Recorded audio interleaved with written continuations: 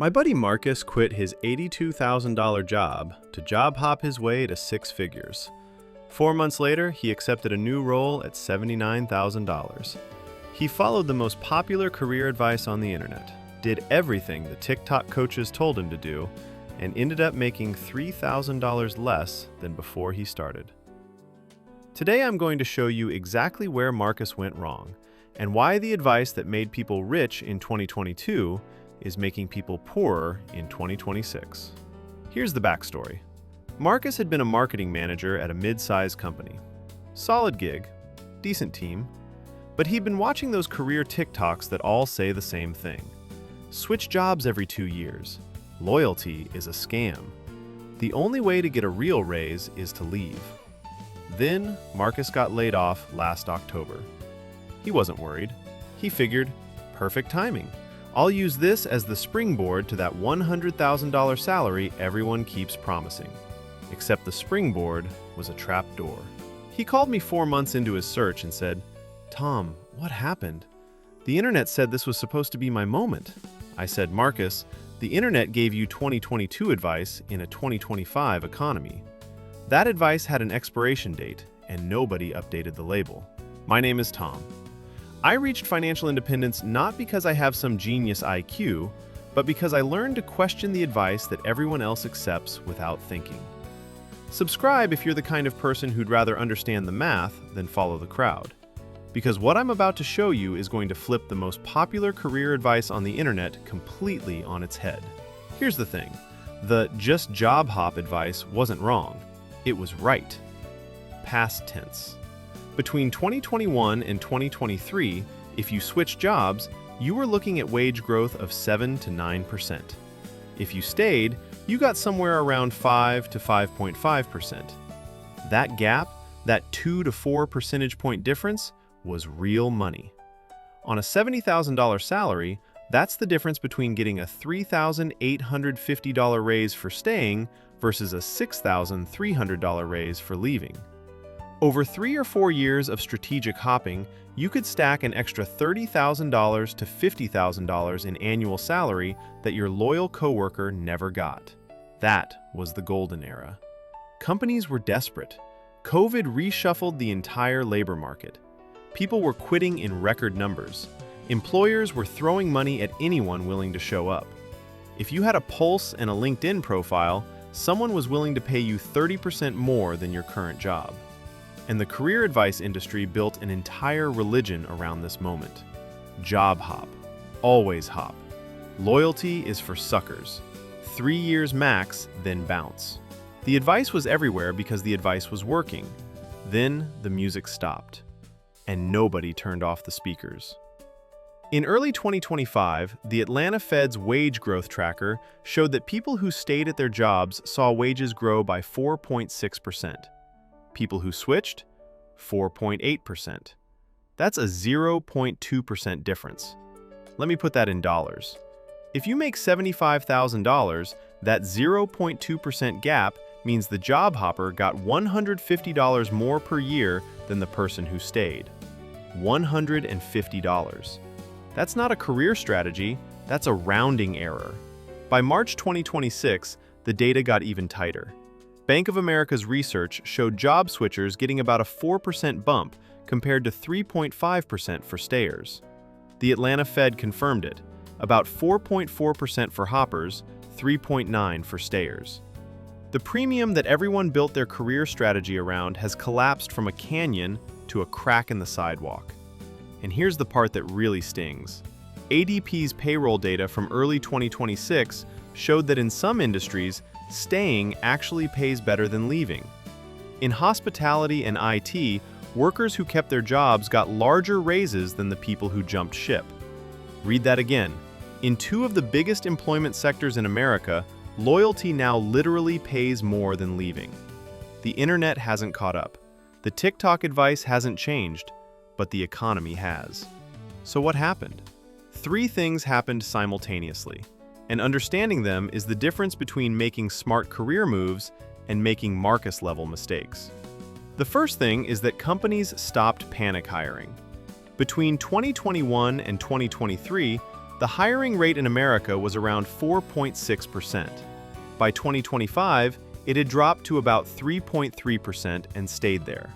That's not a dip, that's a structural shift. Fewer companies are hiring, which means fewer companies are bidding for your talent, which means the salary auction that made job hopping so lucrative has basically dried up. When 5 companies are fighting over you, you get a 30% raise. When one company makes you an offer and there are 50 other applicants behind you, you get whatever they're willing to give. The second thing is AI. Since ChatGPT launched, job postings in the US have dropped by roughly 32%, according to an analysis of Federal Reserve data. That doesn't mean 32% of jobs disappeared. It means companies are rethinking which positions need a human. And when a company is questioning whether they need your role at all, they're not in the mood to offer you a premium to leave your current gig. The third thing is that workers figured it out too. When everybody's hopping, nobody's special. The career advice went so mainstream that the strategy got crowded. When 91% of millennials say they plan to change jobs every 3 years, employers adjusted. They stopped overpaying for new hires because they stopped needing to. The surplus of candidates meant the salary premium evaporated. Job hopping worked when it was a contrarian strategy. The moment it became the default strategy, the advantage disappeared. This is just basic supply and demand. Even in the golden era, the job hopping math was never as clean as the internet made it look. Because everyone talks about the salary jump, but nobody talks about what you lose in the transition. Let me walk you through what Marcus actually experienced. He left a job paying $82,000. He was unemployed for 4 months. And that wasn't unusual. Bureau of Labor Statistics data shows the average job search in 2025 stretched to about 5.1 months, up from 3.2 months in 2022. Marcus actually found something faster than average. That's $27,300 in lost income before taxes. Then he accepted the new role at $79,000. In his first year at the new company, he earned roughly $52,700 because he started 4 months late. If he had stayed at his old job and gotten even a basic 3.5% raise, he would have earned $84,870 that year. Marcus's strategic career move cost him over $32,000 in year 1. It will take him 4 years of raises at the new company just to get back to where he would have been if he had stayed. And that's not even counting the 401k match he lost. Most companies have a vesting schedule. Marcus had been at his old company for 3 years and was 60% vested in his employer match. He left $4,800 of matched retirement contributions on the table. That $4,800 invested over 25 years at 8% becomes roughly $33,000 at retirement. Marcus didn't just lose a few paychecks, he lost a small house's down payment in future retirement money. Then there's the health insurance gap. Marcus had 4 months without employer coverage. He paid $1,900 for COBRA, which is the emergency extension of your old insurance that costs roughly 3 times what you were paying. And he burned through his emergency fund, which means he stopped investing for almost 6 months total. The compound cost of those 6 months of missed investments, over 20 years at 8%, is another $15,000 to $20,000 he'll never see. Total real cost of Marcus's career move? Somewhere between $65,000 and $85,000 in lifetime wealth, for a $3,000 per year pay cut. The internet advice that told Marcus to hop didn't mention any of this, because transition costs aren't sexy. They don't fit in a 60-second career tip video. Here's another thing I learned the hard way. I used to think a resume full of different companies made you look ambitious. Recruiters would see all that movement and think, this person is in demand. That was true in 2022. In 2026, recruiters are telling a different story. A senior recruiter at a Fortune 500 company told me something that changed how I think about this entirely. She said, "Tom, when I see someone who's been at 5 companies in 7 years, I used to think they're a go-getter. Now I think they're a flight risk. Why would I spend tens of thousands of dollars to recruit and onboard someone who's going to leave in 18 months? And she's not being dramatic about the cost. According to SHRM, the Society for Human Resource Management, the average cost to hire a single employee is about $4,700. But when you factor in training, lost productivity during ramp-up, and the cost of a bad hire, replacing someone typically runs 50 to 200% of their annual salary. On a $75,000 role, that's anywhere from $37,000 to $150,000 the company burns if that person walks out in 2 years. In a tight economy, hiring managers are picking the person who's going to stay. And this matters way more than most people think. Because the roles where job hopping pays the most, the senior roles with the big salary jumps, are exactly the roles where companies are most cautious about hiring someone who might leave. A director-level position takes 6 months to fill and costs $30,000 to $50,000 in recruiting expenses alone. No hiring manager wants to repeat that process in 2 years because they hired a habitual hopper. When the labor market is hot, job hopping looks like ambition. When the labor market is cold, it looks like a red flag. So here's where I tell you what I actually did to build real wealth through my career. And it wasn't staying loyally at one company forever. And it wasn't hopping every 2 years like a caffeinated grasshopper. It was something much more deliberate. I call it the accumulate then move approach, and it works in any economy. The idea is simple. You stay long enough to become genuinely valuable. Not, I show up every day valuable. I mean, I know things nobody else here knows, and I've built relationships that would take my replacement 2 years to develop valuable. That usually takes 3 to 5 years, depending on the role. During those 3 to 5 years, you're not just working. You're stacking 3 things. Internal capital, meaning the reputation, the relationships, the institutional knowledge that makes you promotable from inside. External skills, meaning certifications, side projects, cross-functional experience, anything that makes your resume valuable to the outside market. And financial runway, meaning you save aggressively so that when you do make a move, you're making it from strength, not desperation. Marcus made his move from desperation. He got laid off and had to take the first thing that came along. I made my biggest career jump after I had 8 months of expenses saved, 2 strong external offers in hand, and a clear understanding that my current company had capped my growth. I didn't leave because the internet told me to. I left because the math told me to. And when I left, I got a 28% raise because I was negotiating from a position where I genuinely didn't need the new job. That's the secret nobody talks about. The people who get the biggest raises from switching jobs are the people who don't need to switch. Companies can smell desperation. They pay premiums for people who are choosing them, not running from somewhere else. So if the blanket advice to hop every 2 to 3 years is outdated, how do you actually know when it's time to go? After years of obsessing over this, talking to people who timed it right and people who timed it wrong, I've identified 5 signals that tell you the window is open. Signal 1. Your salary is more than 15% below market rate for your role and experience level, and your company has either refused or been unable to close the gap. A 5% gap is annoying. A 15% gap is a wealth emergency. If you're making $70,000 and the market rate for your role is $82,000, that's $12,000 a year you're donating to your employer. Over 5 years with compound investing, that's roughly $73,000 in total opportunity cost. That gap justifies the risk and transition cost of moving. Signal 2. Your learning curve has flatlined for more than 12 months. Skills in the modern economy have a half-life. If your current job isn't growing your capabilities, your market value is depreciating every month you stay, even if your paycheck stays the same. Comfort and growth are almost never in the same room. Signal 3. New hires are being brought in at your level at salaries higher than yours. This is called salary compression, and it's the clearest sign that your company values acquiring new talent more than retaining you. If they'll pay a stranger $85,000 to do what they're paying you $72,000 to do, that's not a budget issue. That's a priority statement. Signal 4.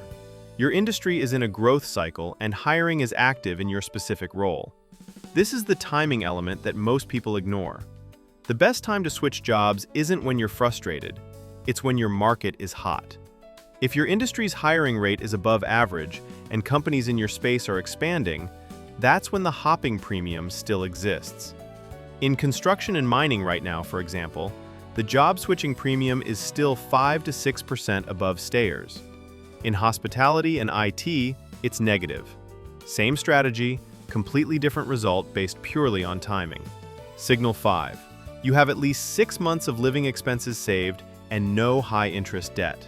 This is the one nobody puts in career advice because it's a personal finance signal, not a career signal. But it is the most important one. Because if you can afford to say no to a bad offer, you will only accept good offers. If you can't afford to say no, you'll accept whatever comes first, like Marcus did, and end up worse off than where you started. I want to talk about something the always hop crowd conveniently ignores. There is a compounding asset inside long-term employment that has real dollar value, and it's invisible until you lose it. It's called organizational leverage. When you've been at a company for 4 or 5 years and you're good at your job, you can get things done with a text message that would take a new hire 3 weeks of meetings. You know who actually makes decisions. You know which processes to skip. You know the unwritten rules. That efficiency is worth money. Not directly on your paycheck, but in your ability to produce outsized results with less effort. And outsized results are what get you promoted, what get you tapped for special projects, and what build the track record that eventually makes your next external move worth 25 to 35% instead of 5%. The person who hops every 2 years never builds organizational leverage. They spend their first 6 months figuring out how things work, their next 12 months getting traction, and then 6 months later, they leave. They're always in the building phase and never in the harvesting phase. The person who stays 4 to 5 years spends 1 year building and 3 to 4 years harvesting. The harvest is where the real value compounds. My biggest raise ever didn't come from switching companies. It came from staying long enough to lead a project that saved my division $2.3 million in annual costs. That project took 18 months of institutional knowledge to even identify, let alone execute. A new hire couldn't have seen the opportunity. Someone who was planning to leave in 6 months wouldn't have invested the time. I got promoted, got a 22% internal raise, and then when I eventually did leave 2 years later, that leadership experience on my resume was worth another 28% externally. Total salary growth from one period of strategic patience, 56% over 4 years. No hopping required. Here's what I need you to do instead of following anyone's blanket advice, including mine. Run your own numbers. I mean, literally sit down this weekend with a calculator and answer 4 questions. Question 1. What am I making right now? And what is the market rate for my role and experience level? Go to 3 salary comparison sites: Glassdoor, Levels.fyi, PayScale. Average them out. If the gap between your current salary and the market rate is less than 10%, staying probably makes more financial sense right now when you factor in transition costs. If the gap is more than 15%, you're in wealth loss territory. Question 2. What would the transition actually cost me? Add up the realistic job search timeline in your industry right now, not 2022, right now. The average search is running over 5 months. Multiply that by your monthly income to get the potential income gap. Add COBRA costs. Add the unvested portion of any retirement matching. Add the cost of months of reduced investing. That's your real switching cost. Most people have never calculated this number. When they do, it shocks them. Question 3. What's my learning trajectory? Am I acquiring skills that make me more valuable externally? Or am I becoming an expert in things that only matter inside these 4 walls? If the answer is internal only, every month you stay is actually making you less valuable on the open market, regardless of what they're paying you. Question 4. Could I survive 6 months without income? If the answer is no, then your first career move isn't job hopping. It's building the financial foundation that gives you the power to hop on your own terms. Nobody who job hops from desperation gets a good deal. The entire strategy depends on having enough financial runway to negotiate from strength. Marcus called me again last week. He's been at his new company for 5 months now. He's already thinking about leaving. He said, "Tom, I think if I hop again in another year, I can finally break 6 figures." I said, "Marcus, stop. You're running the 2022 playbook in a 2026 economy. The game changed.